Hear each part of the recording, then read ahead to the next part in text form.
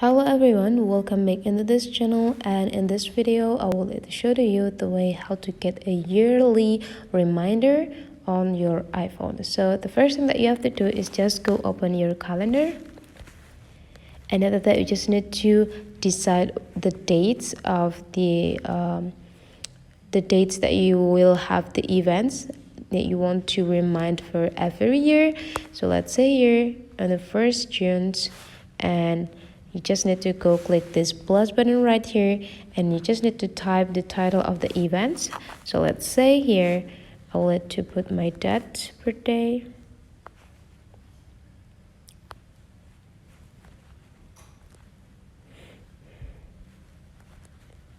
And after that you just need to set the reminder.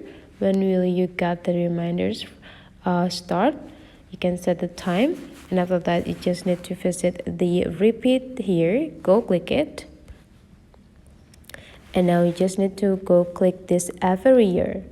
And after you got this, you can just go click add, and now you will get a yearly reminder for every 1st June of the year. You will get a reminder that those day is your dad's birthday.